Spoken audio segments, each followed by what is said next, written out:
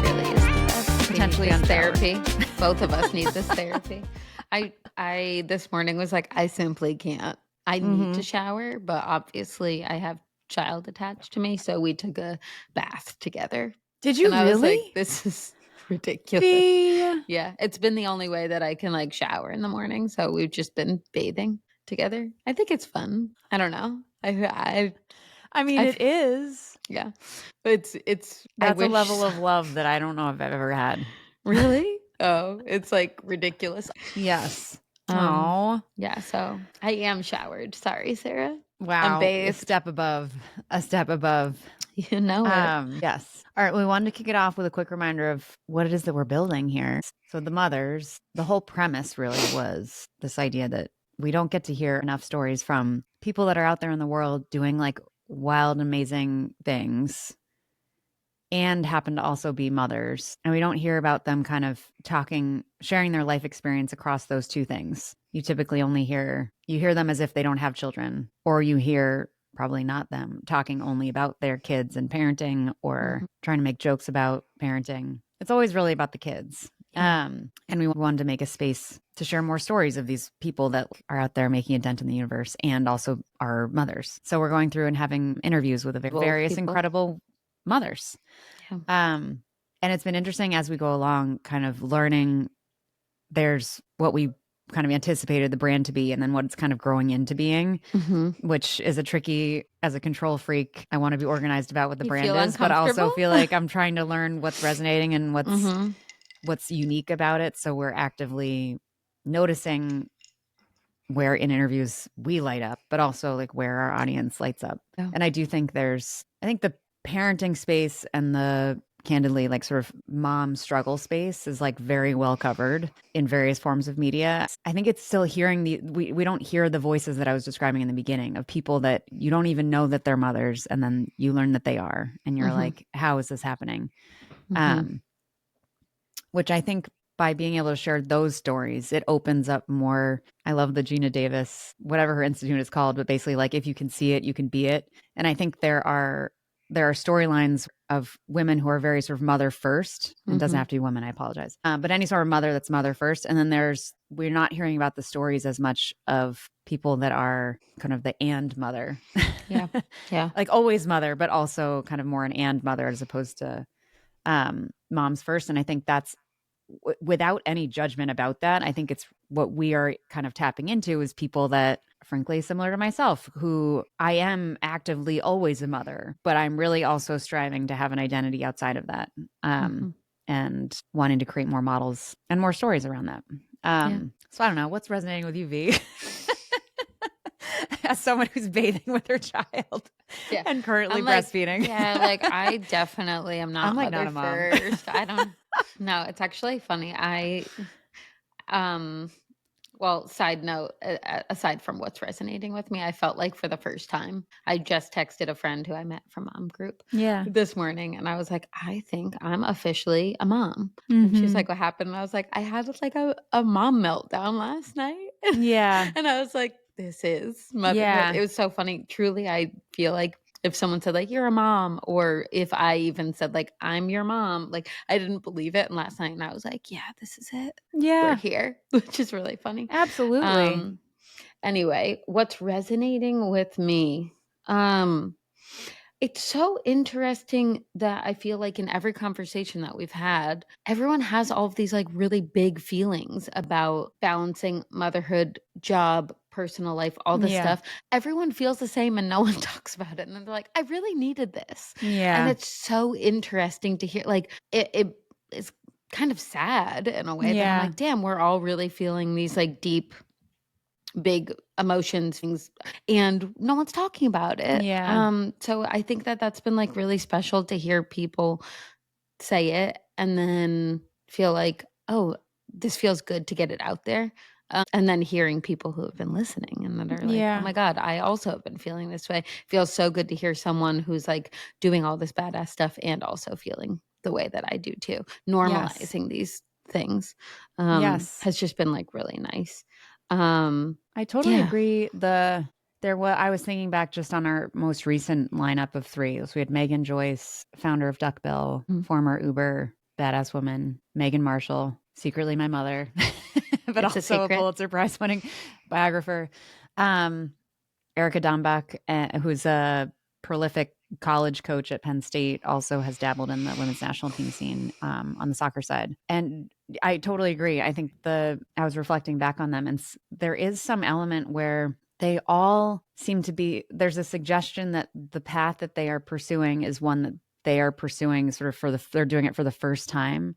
And not in an ego way, but there just sort of feels like I'm trying to do something that hasn't quite been done before, which goes to this feeling of everyone feels like they're doing it alone. Yeah. And compounded by all of these women in different ways talked about how they struggled to ask for help, accept help, or felt like conversely they were the source of help for others.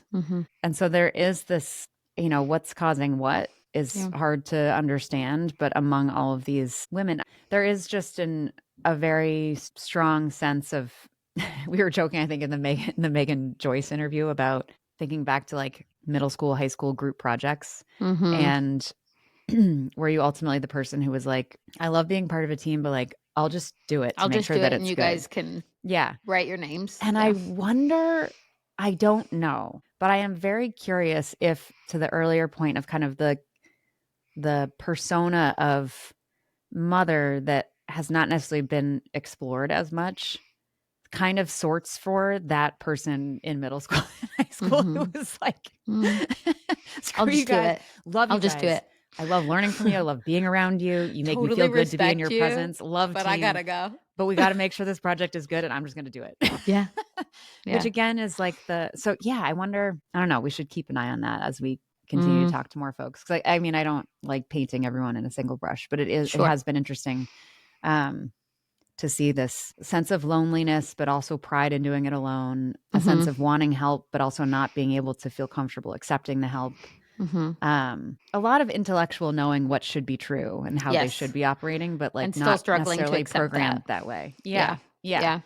And all feel that there's something that they need to prove in a sort of generous way. Like they're trying to make the world better for the next generation, so that generation doesn't have to feel what they're feeling. And which is classic weight that a lot of, in this case, women feel the need to carry. I wonder, like, and maybe all forms of, well, I don't know. I was going to say even like all forms of like basically not straight white men. But I think within that, there are so many segments. Let's talk about society for a minute. But all of us carry that. I think some groups that's more maybe first and foremost in their minds because maybe they're hampered more by their circumstance and they're more aware of the societal structural issues that are making their life a little or a lot more challenging than others. But the weight we put on ourselves. Erica talked about this actually where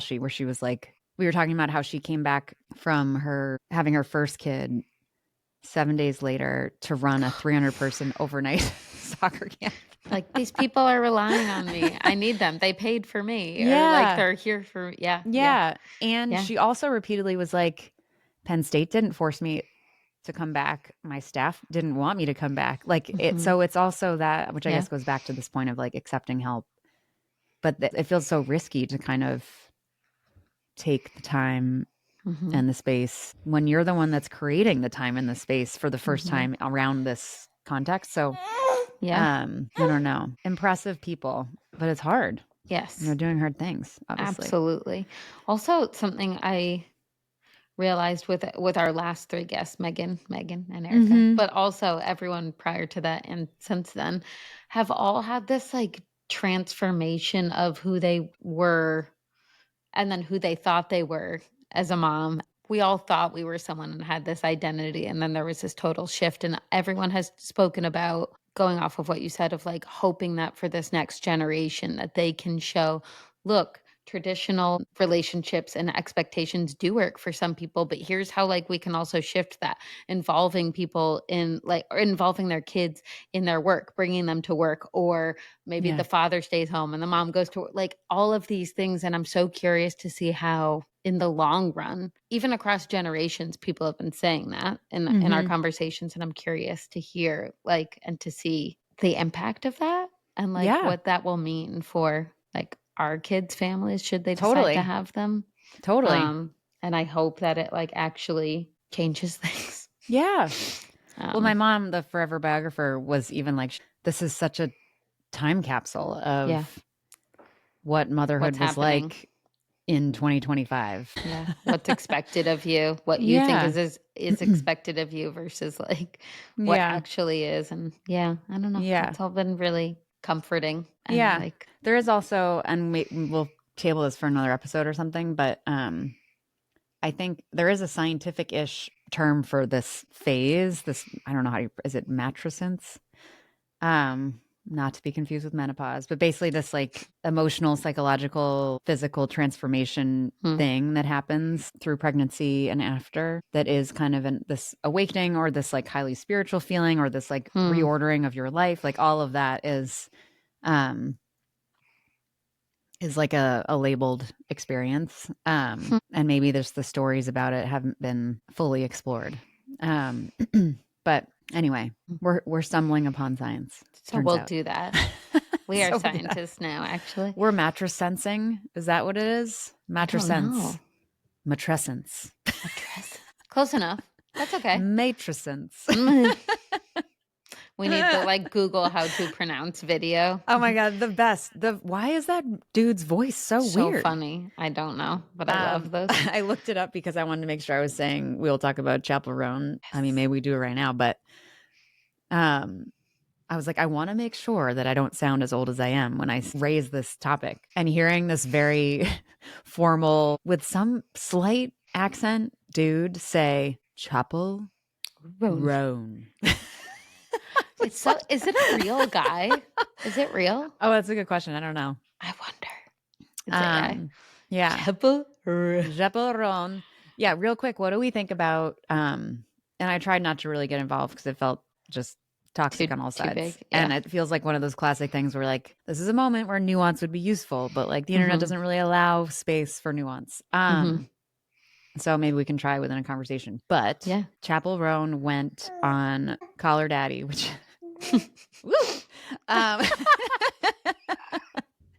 and said, and also I should say I need to listen to the interview because there's probably a whole bunch of context before and after this, but the gist of what the internet picked up on was her saying, all of my friends who have kids are in hell. I don't know anyone who's happy and has children at this age, anyone who has light in their eyes. Ouch. I know, I'm looking at B with, no, you have light in your eyes. You always have light in your eyes. And of course this felt, no one felt really great about what was said. And there was no sort of compassion in the response to it. And I think some people felt maybe justified in doing that because it didn't sound particularly compassionate coming from her. That was another thing I saw. But I don't know. I think Chappell Roan's kind of a fascinating person in general who's just trying to navigate a whole bunch of shit. And like her life has blossomed overnight in a way that she's talked about being great, but also a miserable experience, which actually that was my very first thought when I saw it was like, and I think this goes back to overall some of the storylines around motherhood, particularly in this, when the kids are particularly young. I'm sure it resurges when they're teenagers and all these things, but the sense that it's a very and experience, like it's miserable and awful in hell and this other stuff. And then, so to the point of what I first thought about was she very publicly, Chappell had like mental health issues when there's a period of her life when she was trying to make it and struggled. And then there was the period of her life overnight where she suddenly made it. And I almost think that she might describe herself as this, like she was in hell while that was happening. And was she happy all the time? No. Was there deep sadness and confusion? Yes. Was it worth it? Is what I would ask her about her. And that sounds so sassy. Was it worth it, Chappell? Are you happy you chose this life, girl? Are you happy that you're doing what you wanted to do? Exactly. I think it just bubbles up to this bigger point of like, it's no singular experience. Like no experience is one singular emotion. Yeah. And motherhood is an extreme example of that. Yeah. And hearing it come from someone who does not have children inherently makes people feel judged and dismissed in a society where we all feel a little bit like, hey, can anyone see us and help us? But I don't know, V, what do you think? Yeah, I mean, I think it's so interesting that there was such a strong response and reaction to it. That was my first thing. I was like, why do we all care? Like, everyone has opinions about everything, and all of a sudden we're taking this so big. Yeah. I think, is it an odd take? Absolutely. It's a weird, like, okay, that's fine. But it's also not a universal experience for everyone. She's saying, like, in her sphere with the people that she knows, who are also, she is young. And so she is young and has young friends who have young kids. Yeah. That is true. In her sphere right now, like, that is true. But it doesn't mean that everybody is experiencing that. And I think similar to what you said, and I had this written down, like, motherhood and parenthood is very hard and amazing. And you could be happy. Like, it is an and thing. And I read something, I don't remember where it was or who had said it, but that like on a much deeper level, and it's like, do we really need to dissect it and go that deep? But it's a reflection of like our failure as a society or community for young parents during this age where like the early years are really hard. And like it is isolating. And maybe they don't have light in their eyes because they haven't slept in 5 fucking months. Like, sure. Speaking for a friend. I like, that's not my experience because I sleep really well, but like, so it's like, I don't know, like, I feel like, I don't know, it's an odd take, but like, we all have our opinions. So like, who cares? Like, I thought it was so interesting that there was such like a response to it. I think at first, maybe the first time I heard it when I listened to the podcast, because I did listen. I was like, damn girl, ouch. And then I was like, okay. Even in the context, it was within the context, it felt a little spicy. Like a big, spicy is a really good, it feels like a big thing to say. It felt spicy. I was like, okay, ow. Like, that was kind of mean. But then I'm like, she didn't say all parents are miserable. She said anyone that she knows. So then I was like, okay, that could be true. Also, what is her sphere? Is it 3? Yeah. Like, we don't know. So, I don't know. I also think that it hit this complicated point of having children. Is this a selfish act or is this a societal gift? We're choosing to have kids, therefore you're not allowed to complain. Or you're choosing to have kids so that society continues. And therefore I am not necessarily complaining, but I would love a little more support because it's hard. And I want to talk about how it's hard and I need sympathy and I need help. All been babies at some time. And our parents have probably all had a hard time at some time. Yeah. So like, I do feel like we need some fleshing out of why we have kids. Because I think if everyone agreed that this was like, if we were doing something good, I don't know if it was like the equivalent of recycling where we're like, and actually recycling is confusing because is it good? You're so funny. I had a baby basically to recycle. It's basically the equivalent of recycling. But like some way, can we just, is there a way that it would make sense for us to agree that it's a useful thing for society or is it not? I think otherwise it will continue to be complicated. And I actually, I don't know the answer. Like maybe it's helpful to society that everyone has 1 to 2 children. And now we're all just turning into China. I don't know. Also, like, different people have different reasons behind procreation. Like, some people are just like legacy. Like, I want to like live on whatever. For me, the second you said that, I was like, I don't know why. Like, I guess I also have like, I don't even want to say untraditional because it's like there is no like primary, I think, reason or cause for starting a family. Like for us, it was just like, I don't know, we're pregnant. So like, I guess this is what we're going to do because like, it feels like an exciting, I don't even know. That sounds so ignorant, but like we love each other. And so we're like, that'll be fun. Yeah. But like, I don't know. It wasn't like an active, like, because this is good for the future or because I want to live on. It was just like a next step. And now it's like a really awesome thing, and how cool to be able to live and see the, life through someone else's eyes. Yeah. I don't know. Yeah. I don't know. Yeah. But yeah, I do see what you're saying of the importance of acknowledging that, like, I don't know. I don't think our society is very good at being sympathetic and empathetic of like, thank you for doing this for all. So feels like a heavy ask to be like, yeah. You're like, show up for me because I'm doing that. Like, yeah. I don't know. Totally. I mean, I think that is the difference. I was thinking back to our first and one of my favorite episodes with Sai, where she brought up the story of her neighbor who potentially she thought didn't even have kids. Yeah. And the neighbor, unprompted, basically was like, "Oh, I guess Sai had apologized for something about her kid. She was like sleep training or something. Yes, too much crying." And the neighbor was like, "Never apologize for raising the next generation." Yeah. Bye.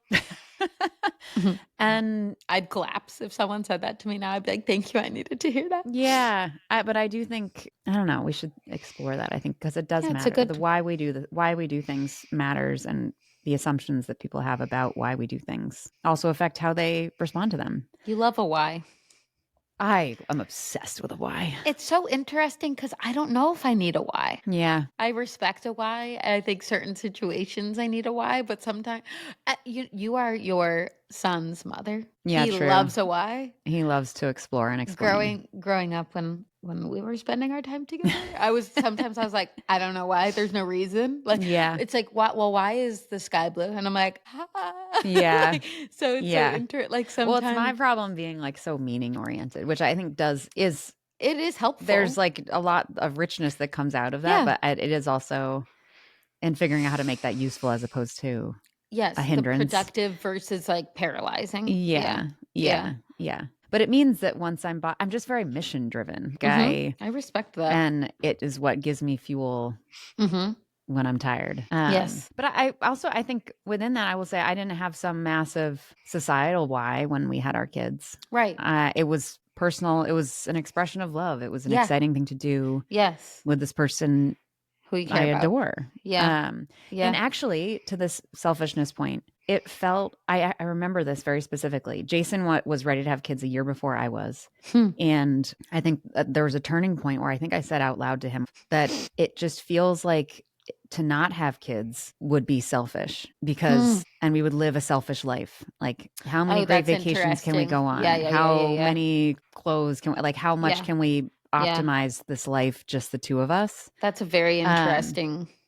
Which I think goes back to my own just value system. This is not at all, and women love this, not a judgment, but it felt a little bit like how, and again, like people will have, this is gonna get me in trouble. Choosing not to have kids doesn't mean that you're a selfish person either. I think it was just for my personal storyline. The shift in my mindset felt a little bit more like I can't make it all about me anymore. Yeah. That's so and now, of course, I'm like, make it about me. Yeah. So it felt like I didn't necessarily think of that as we're helping society with these kids. I think there's sort of an assumption that that's a useful thing to do. But I don't know. And I think that also goes to maybe that's part of why I'm not the best when people are pretty complaining about their life with kids. I have empathy and I want to support them and I want to help them. And I think I do feel like we made this choice. That doesn't mean you don't deserve help or support. I think I just am kind of like, I think I'm just sensitive to a victim mindset on something that didn't happen to you, with the exception of like if one did not want to get pregnant and here we are with the kid. But if this was a conscious choice, then I think there's some responsibility on that person shared with others to find their way through, but not alone, because we shouldn't do anything alone. Okay, I don't know. I think maybe we like really picked that one apart. Sorry, Chappell.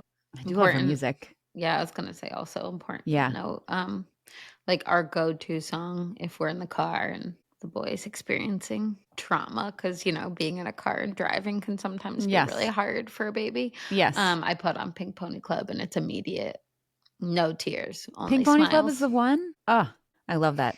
You know what mine is, and we had a long conversation about what this meant. Basically, Vee and I have discovered that I, as well as Jason, kind of almost exclusively love lesbian music. And we were like, Jason and Sara, what is this? What are we exploring here?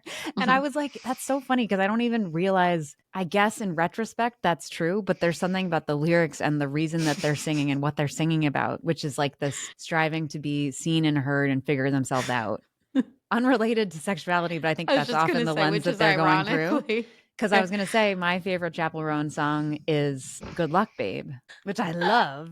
And before I really didn't even know the lyrics. And then Vee was like, dude, that's like, read the lyrics, bruh. But then we read the lyrics. And even when we were reading the lyrics, they weren't only, I still stand by this, only once you know separately Chappell Roan figuring out her sexual orientation identity, then you could if you look at those lyrics, you could think about it differently, or you could take them in many directions.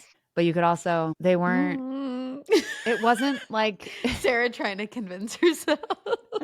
And there's nothing bad with it. I just think it's interesting that there's a consistency. Like, love Muna, big fan of Muna. So I also think I like the irreverence that comes again with like people that are pushed to the edges of society and are strong and pushing back. That is very cool to me. I agree. And I think that happens to lesbians. And I think that also happens to a lot of other groups, but maybe they don't make as good music. I'm just kidding.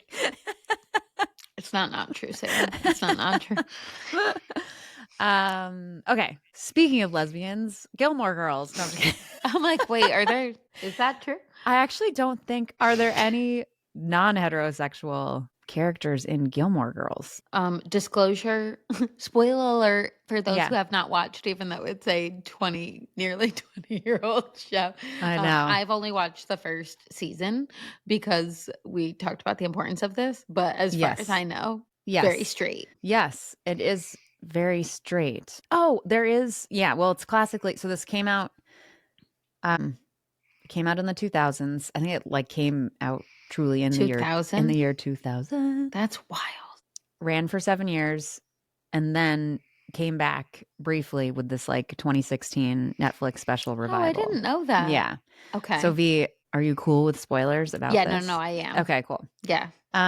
Also written by Amy Sherman Palladino, who also did Marvelous Mrs. Maisel. And once you know that, if you watch both shows, you're like, oh, the style is so similar. Like, that makes sense. Very witty, jam-packed dialogue. A lot of pop culture references. I think Lauren Graham was doing some interview a while ago, and she talked about how like an Amy Sherman Palladino script for an episode is like 10 times as thick as the average TV episode because the dialogue is so dense. Wait, that's so interesting. Yeah. I just listened to the Call Her Daddy episode with Lauren Graham. Yeah. And she talked about how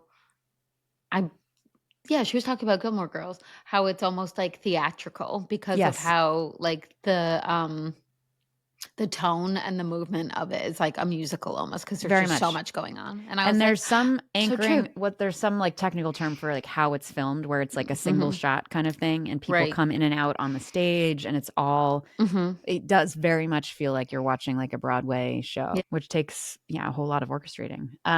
But we wanted to just maybe have a minute to think about Gilmore Girls and what it says about motherhood because Gilmore Girls is a show that I only discovered through my younger sister. 7 years younger than me. Lucky. And no, I'm sure. But she's the best and she keeps me coolish. And when she was, I think because I had just kind of missed Gilmore Girls on the WB in the 2000s. And then wild. My sister found it and we had like all the DVDs and I had it kind of just coming out of college. I carried it with me when I played soccer in Germany and watched it when I was like totally lonely and like needed that warm, cozy feeling that is like what it is. To me, Gilmore Girls will always be cup of coffee at the right coffee shop in the coziest chair with like either snow starting to fall or like autumn leaves turning. And which is very rooted in New England, which is obviously where I'm from. So being far away and missing that, it was like the perfect thing to be. Yeah. To be watching. It has been very like the past like few weeks have been more difficult for no reason other than just like exhaustion. And when I put it on, I do feel like cozy. I'm like, oh, I feel safe having them, even like sometimes I just put it on while we're like doing playtime, whatever, and just have the TV turned. And I'm like, even just hearing their voices is really comforting. Yes, it So is. I totally get that. Yeah. And then it was funny to think about it through this lens of motherhood. And I've watched the whole thing. I don't know if I've watched in sequence beginning to end. I've probably seen almost every episode. And it was funny to kind of go back to it a little bit and refresh my mind on like the earliest episodes in prep for this. And realize, one, I'm like very excited to watch it with my kids eventually. Oh, yes. Would be very cute if they're into it. I also recognize I was dabbling on the internet on this. And as usual, the internet has a lot of opinions about Gilmore Girls. And I also think people that are discovering it today, like, I think it holds up reasonably. Like it for what it is, for not being problematic, relatively speaking. Like, yes, I think. So far, and of its time, it was trying to be as it was. It was smart and a little and irreverent and progressive and all these things. That doesn't mean it anticipated 2025, but I think it's very clever. But what was curious to me first was rewatching it and thinking about how mothers show up in it and thinking, wow, Lorelai. So Lorelai is like the show, the world knows, but just in case, the show is all about the storyline really of Lorelai, who is played by Lauren Graham, who is the mother to Rory, played by Alexis Bledel. And Lorelai had Rory when Lorelai was a teenager and had her, and in the process of having her also removed herself from her highly wealthy, privileged family that she sort of never really felt comfortable in. So Lorelai decides to raise Rory on her own. And the show, there are many other things around it, but fundamentally it's about the relationship between Lorelai and her daughter and their duo relationship in the context of Lorelai's parents. And seeing Rory grow up and how Lorelai sort of grows up too. And they live in this cozy town called Stars Hollow, which is very much a beautiful stage with a lot of wonderful characters that are very much of a Broadway show. It's true. With Lorelai's rich parents that seem like grandparents no matter what age. They're like the quintessential white grandparents. And very regal, like, I don't know, go to the garden club, like garden party kind of thing. Of course, attached to Ivy League schools, like all those things. Anyway, with that context, what was funny going back to it was I was like, wow, the spirit of Lorelai is really very much how I am happiest as a mother. Like this sense of joy. She takes a lot of joy in her kid. There's a lot of things that are potentially problematic about her as a mother, in that she is kind of immature and maybe cool mom, overly, like how, yes, and like especially in this day and age, like Dr. Becky would like rip her apart on some level. Although I think she would also admit that like taking joy in your kids, but like no boundaries, which was not a thing. If anything, actually, I feel like Lorelai was showing up at a time where parents weren't cozy with their kids as much. So she was kind of role modeling that. Like, at least my experience was parenting. We had parents growing up as the kids of Emily and Richard, who are Lorelai's parents, where they're kind of emotionally cut off and distant and formal. So maybe actually in that context, that's why Lorelai felt so comfortable. I mean, to many, but to me, as an example of a mother that's like participating in her kid's life and finds life joyful. And by contrast, the other piece, obviously, Emily and Richard seem to have a much harder time. Their version of joy is certainly different than Lorelai's, and they don't seem to be able to experience that with I'm like, did they ever Lorelai. have joy? Yeah. So maybe they're friends with Chappell Roan. Don't have True. I would like to think that Emily and Richard are just like dancing to Pink Pony Club. I bet they would love a concert with. They would kind of get into it over time. They loosen up throughout the series. Okay, interesting. Always like in ebbs and flows of tension, but they do soften up a little bit. But yeah, it's so interesting. Yeah, what do you think, V? Before I'm curious your first impressions. Yeah. Yes. So my first is obviously I am looking at this under the lens of, or through the lens rather, of parenthood and motherhood, obviously, because that's what we're talking about. But like, I'm like, this whole show is about motherhood and identity. Yeah. And I'm like, is it not? Like, am I just seeing that, or is it highlighted because I'm so aware? Yes. But that was like my first thing. And I love the idea of like Lorelai is a central character who seemingly, as far as I can see in this first season, her identity is so much tied into being a mother, and like she's given up basically like everything, as Rory says something like, you've given up everything for me. And like she will go to any length to show up for her daughter. So she has this like very much tied into her identity as motherhood, while simultaneously trying to like almost cut ties with like her mom and that relationship. And obviously in the first season, I see like she has to like really like this example of like, I will go to the ends of the earth to like do whatever, even if it's something I don't want to do, is like even swallowing her pride and going back to Emily and being like, I need tuition money to support Rory to go to the school. Like, and so it's just so interesting, this dynamic of like, she can so clearly feel confident in this, like seemingly confident in this like role of motherhood, and still have this like, but not you, mom. Yes. And I also love something we talked about earlier in the podcast, of just like community and support, and like all these feelings that she has, and obstacles that Lorelai is facing. And maybe she doesn't have her family, but like she has like Suki and Luke. That's so and true. Like she has set, like all of her support comes from like her friends and her community. And like leaning on them, like that's her village that she depends on. And I really loved that. Yes, that's so true. So true. Yeah, those are like, oh, and also, I had a note about just like, what does it mean to be the cool mom, and what are the like the benefits to that, but then also the ramifications. So like when there's this blurred line of like, to me, sometimes I see their dynamic and I'm like, oh, you're like friends. Like you just seem like you're like friends, and that could be awesome, but I don't know longer term, like where that is going to lead. Where like sometimes you don't want your mom to be your friend, you want them to be your mom. And I'm curious to see how that like deepens.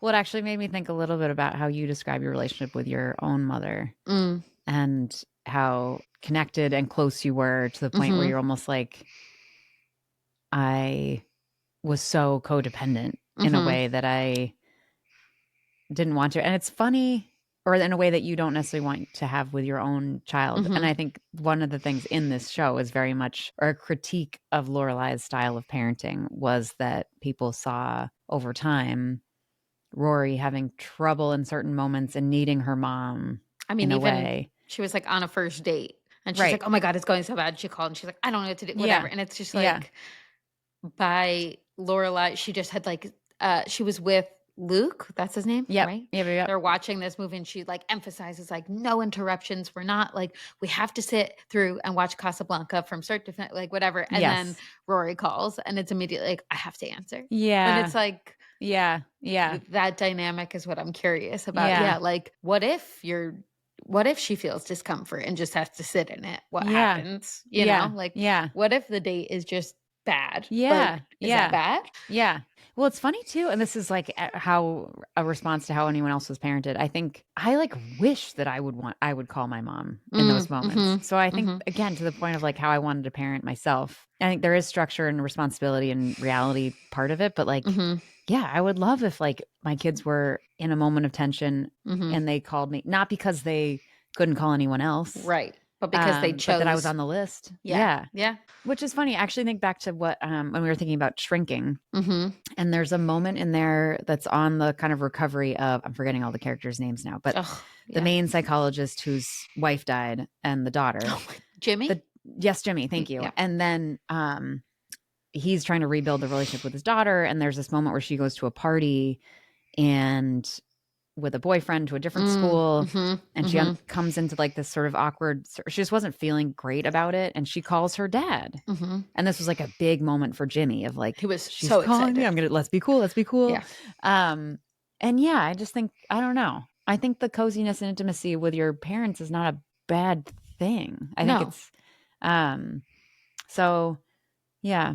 The other thing that I noticed more, and certainly watching this post having kids versus pre having kids is a whole different experience. And I think I'm to your sure, point of like, yeah. am I only noticing this because we're right? like the point of this podcast is to discuss motherhood. But I think it also just hits differently when you have your own kids and you just see the characters differently. To that point, though, one of the other pieces was, and I've heard other people echo this, was pre-kids. I was like, yeah, Emily, Lorelai's mom. So this comes up, but Lorelai wants to do everything for Rory, but also doesn't have financial resources the way that her family does, which is all fine until Rory, like Rory with Lorelai's significant support and help, like gets into a private school that's obviously expensive. And so Lorelai can't immediately afford that. And that sort of is the first moment in the first season where Lorelai is like kind of begrudgingly going back to her parents and saying, actually, like, she doesn't want it to be about asking for money, but she is also asking for money. And I do know that as people that grew up with the show, as they grow up and look back on that, at first they were often like, I think certainly identified more with Lorelai, who's trying to be super independent and do everything on her own. And why are her parents making it so hard for her to ask for help while she's also doing all this stuff on her own? As a parent now, I feel more, and this is like life of a parent or the process of growing up, where I'm like, it's all fun. It's fun to be Lorelai or to approach parenting like Lorelai, but also there's like realities of life where, and so easy for Lorelai to be so judgy of her family that's like has significant resources. I continue to not totally understand how they made so much money, but have a lot of money. And Lorelai resents that, but also life requires financial means. Yeah, it's just funny to almost like you never stop parenting. No matter how old your kids are, even once they become parents, like you're still parenting, where there's this lesson that like Emily's like, yeah, we can help you with that, but like, here's what you have to do. Like, you have to come over for dinner. And she's like, fuck. Yes. How often do we have to do this? Totally. And then the trickle down effect of like Lorelai being like, all right, Rory, here's what we have to do in order to like, not like earn this money to have you go to school, but like, yeah, you're always kind of like teaching those lessons. I'm like, yeah, sure, we can help you, but like, not for free. Like for lack of a better term. Yeah, totally. Totally. I was also, this is going to blow your mind, but more mothers emerge as the show goes on. So we have Lorelai and Rory, obviously, and we have Lorelai's own mother, Emily. Yeah. Then we also have Rory's friend, Lane, whose mother is Mrs. Kim. Okay. Which is also maybe if one on the list of problematic characters, although we could unpack, is stereotypically Korean mom. Like the opposite. If Lorelai is like all up in the business, like trusting the kid to do what they want, Mrs. Kim has no trust in her child and is very structured and rigid about what Lane is and isn't allowed to do. And Lane, it turns out, doesn't want to be a doctor or marry a doctor. She wants to be a musician. So like her Lane storyline is like how to grow under this like very imposing mother figure. And then we have Suki, who she had her baby. Amazing. Oh, she had her baby. She ends up having 3 kids. Holy shit. Get it, Suki. I know. And the midwife character, shout out, birth giver. Birth support teams. That was funny. Yes. These are going to blow your mind. Paris Geller, who I think is the quiet hero of the whole show, and I think she annoys me at first, but also maybe almost as an adult watching it versus a kid watching it. I love Paris more because she's so trying to just be an adult as a kid, and it's hilarious. So she and Rory can like become best friends as well. Always with some like combativeness, but ultimately remain really good friends. They go off to Yale together in the end, or not in the end, but like they end up at Yale together.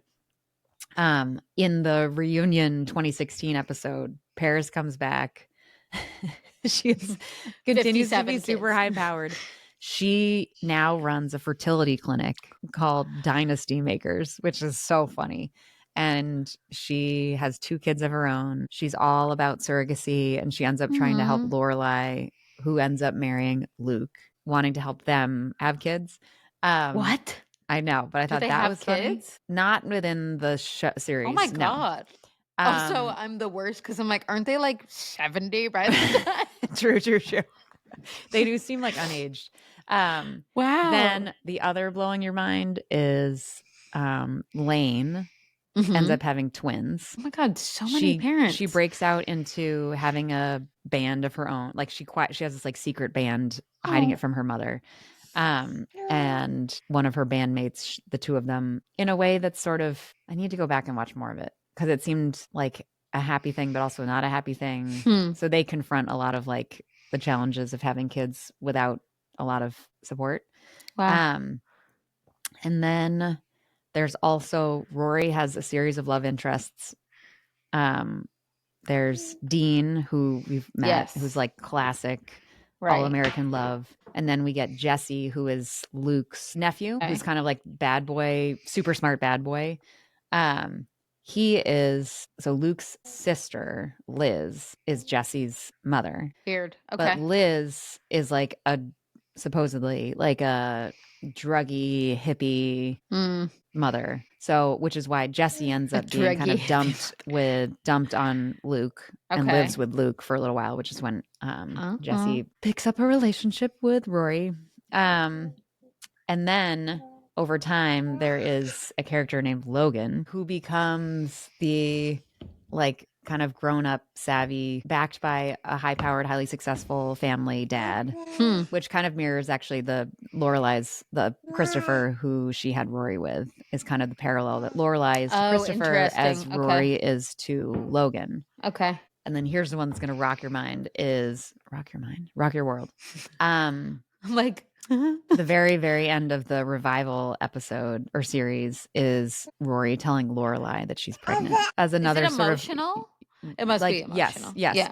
And surrounding that actually, and this was actually one of the most interesting things I found on the internet about Motherhood and Gilmore Girls, was this idea of decentering that happens in motherhood where your life is basically no longer about you. So your story is no longer about you. It's about your child, and like your whole identity kind of shifts. And they pointed out, and I thought this was so beautiful because it was meaningful in the series without thinking about it this way, was at the end. So Rory goes on this long crusade to kind of figure herself out. She's always wanted to be a journalist and always wants to be a writer. And Christiane Amanpour is like her idol, but that's a hard thing to do. And so she comes back to Cow Hollow, Stars Hollow, and is like writing for the paper, like the local Stars Hollow paper. Like, and I think she's suffering from you were like the gift of this town. Like you were going to be the most successful person ever. And she's back home without a thing. And so she's definitely struggles with that. And then towards the very end, she realizes that she starts to write the story of her life with her mom. She starts to write Gilmore Girls, which is so beautiful, and she wants to get her mom's sort of approval to do it. And I thought that was just such a really nice, in this decentering concept, like so literal but also metaphorical. Yes, of Lorelai's story, which is all about Rory. Now Rory is writing the story that is about her Lorelai. mom. Yeah. Isn't that beautiful? I thought that was sweet. So. And I wonder if Amy Sherman Palladino, did you know that? Was it backed by sociology? Either way, it resonates, I think, because it does. Yeah. Isn't that beautiful? I know. Okay, well, now I have to watch all. Are there like 75 seasons? Like, I feel like it's, or is it? So I think it's 7 to 8 seasons. Okay. Well, it went for 7 years. 7 years, yeah. And then this revival series, they do it as seasons of the year. So they're 4 long-ish episodes.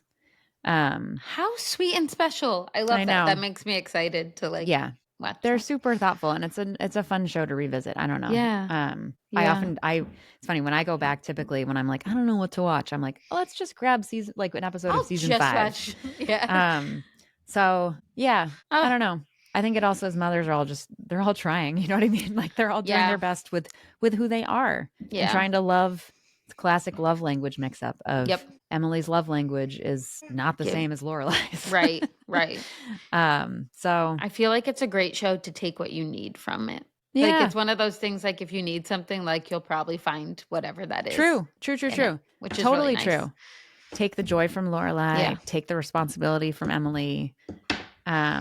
sort of the reality of, the hard realities of life. I think I am more spiritually a Lorelai, but no, I need to also be responsible like an Emily. But I'm not a Rory. Mrs. Kim. I think I have empathy. Yeah, you are right. I'm like, I don't fucking know.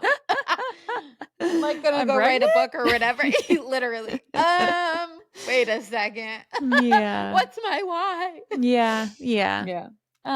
Well, anyways, I know. I hope everyone should watch Gilmore Girls. I think we wanted to talk about it because it is, I think, a point of reference that's very common, not for all, but for a lot of our listeners. For sure. Gilmore Girls was part of their life. So wanted to do a little double dip.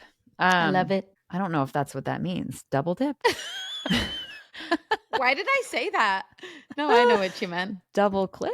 I don't know. Do a little deep dive. Deep dive. That is what it is. Yeah. Double dip. Okay, before we fall off the deep end. Yeah. Any quick moments of joy or things on the horizon that are joyful? Where we can find a little joy in this somewhat dark time. Yeah. I have mine. You do? Oh my God, hit me. Your joy right now is your Avett Brothers hat that you're wearing, and it makes me so happy. Thanks. My joy is that I signed up. I'm excited. It's like a really small joy. I cut my toenails. Yes. Yeah. No, I signed up. I've been like obviously living off of coffee as of late. Yeah. But then I was like, I can't be spending like so much money on coffee every day. Panera has a $3 sip club for 3 months. So I spent $3 on a membership and you get unlimited drinks every day. Holy shit. Panera. Drop us some which dollars. is insane, right? Yeah, that is a good deal. That's coffee, from what I drink. understand, is a killer. The profit margins on coffee are insane. I can't imagine. Yeah. So we should all open a coffee shop. True. Wait, how do you prepare your coffee? What's your coffee routine?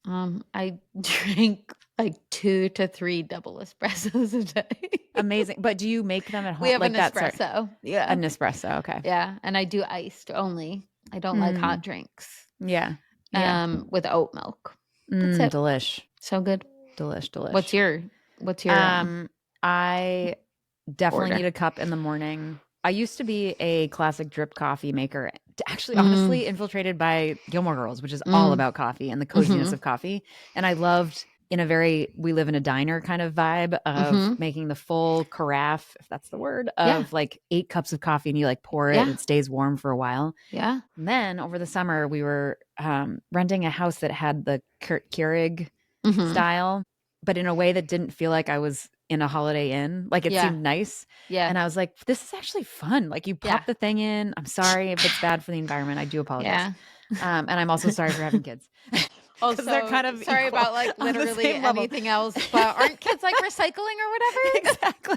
I don't know. So after that I got, also I didn't get one because I was like, they have to be expensive. Yeah. And then I found them and they were like, it's not crazy. For like $40. We got one for like $90 that could do iced coffee also. Yep. And I was like, this is not so bad. Yeah. And then I truly set it up and I was like, is it 7 a.m. yet? I can't wait to make my first cup. So now I wish I had a different style because I don't really associate with Starbucks. I'm more like George Howell indie coffee. Yeah. If I'm treating myself, it's a latte from a non-chain coffee shop. But at home, the coffee that felt the best tasting to me is the French roast from Starbucks. Yeah. But that's not because I wanted that. It was just because nothing else seemed to really do it for me. So I have one in the morning and then I usually want to have another, but I sip a third of it until I feel wiry. And then if I'm in the afternoon, I'm having like a classic dip, I'll grab one more cup, but I don't usually drink the whole thing. I respect that. I do believe that there is a way, I don't know for sure, but a way to like fill your own K-cups. That could be a segment of ours that's not about joy, but how do you fill your cup? Because it could be sponsored by Fill Your Own K-Cups, and it could be all about like how we fill our cup. I love that. Isn't that good? Do we pitch it? We have so many ideas. Gosh, also, bring in the sponsorships. I do feel like I need to admit that like if I'm having just regular coffee, not espresso, I do think this is very pick me of me, but like I think it's really cool that I just like black coffee, just like black coffee. Yeah. And I think that's really cool of me. And I'm like, it's not like a lot of people do that, but I'm like, yeah, just black. No one cares, Just but it's definitely a pick me thing. It's that I'm also been, I first of all don't know what pick me means. So just like try hard. Is it like double just dipping? Yeah. It's just like, okay, no one cares, but like you think it's cool about yourself, you know? Oh, yeah. Like it's just like, okay. Yeah. It's why are you bragging about something that's so obsolete and does I not love matter? that for you. Is that what that is? I love that. Thank you. Yeah, I was going to say that reminded me of how I've evolved on my coffee drinking, because there was a period of time, certainly it was like post-college, first job 20s, light and sweet. I needed a venti iced coffee from Starbucks with a little bit of milk, certainly not whole milk, God forbid. Sure. Skim, and 1.5 Splendas, I think. Ew.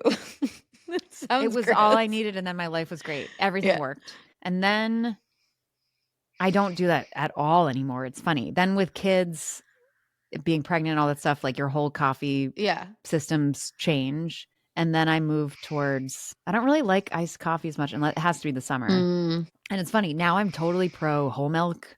And I don't do any of the fake, I don't do sugar, fake or otherwise. Yeah. I can do oat milk if it's maybe with an iced coffee, but oat milk with an iced latte is delish. But I don't like oat milk and hot. Funny. Yeah. Wonder why. I don't know why. And like, I obviously should have known better, but I thought you were going to be like, I would get 55 sugar, 55 cream. Like, I was like, where is this going? When you were like, I would go. And I'm like, oh no. Like, what's up? But I just remember it was such a classic, basic Boston person being like, fuck off. With my like J. Crew, whatever, waiting in line at Starbucks milk, for like my venti iced coffee with my black pants. Yes. Being like, I'm all important. Well, no, I certainly didn't feel important. I wish I did. If I'd felt important, I would have been wearing something else and ordering something else. Not drinking skim milk. If I liked liked myself. myself. That also felt really like growth to me, where I was like, ugh. Okay, why do we have to be like dieting all the time? Like, God forbid we have some real food and have just a reasonable amount of it. As opposed to like just gorging myself on like Splendas. Now we can just lick them off the floor. Ew, gross. Okay, anyway, that brought me a lot of joy. Where's your joy? My joy. Where's your joy? Truly, and this is a shout out to my kids every time, but it's a weird context in the world to like exist and feel like joy is allowed. But my kids really do. They have moments that often they drive me nutty, but our middle daughter is just such an empathetic heart person. She out of nowhere, we decided, Jason and I had been traveling for various reasons, and we were like continuing to feel bad about it. And we were like, maybe let's just take them on we'll do an overnight trip, just the two of them, or just the three of them. Sorry. I wasn't forgetting any of you. We told them about the trip yesterday, and then our daughter came home after school and was like, I wrote a poem for you guys.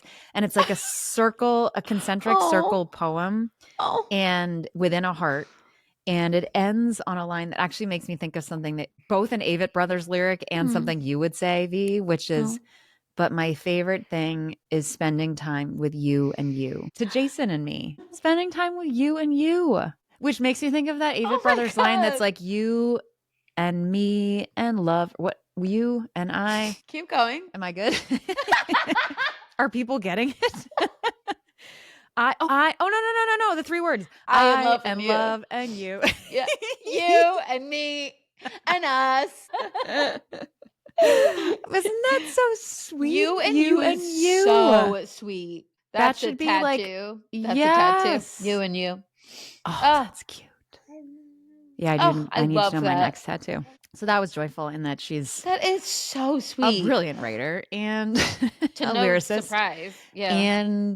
But no, just that she would love us and think to take the time to do that. Yes. Yeah. In a world where everything is fucking nuts, it is like, who are your people? Mm-hmm. And your kids are your people. Weather the storms. I know. So sweet. Okay, on that note, well, I'm going to go take out my recycling. Your kids or actual recycling? Recycling needs a walk. Needs to go to a playground. So good. Recycling. I'm going to go call gymnastics about my recycling. Exactly. Lord. All right, V. Okay, you're the best. You bring me joy. All right, love you. Okay, bye. Yeah. Bye.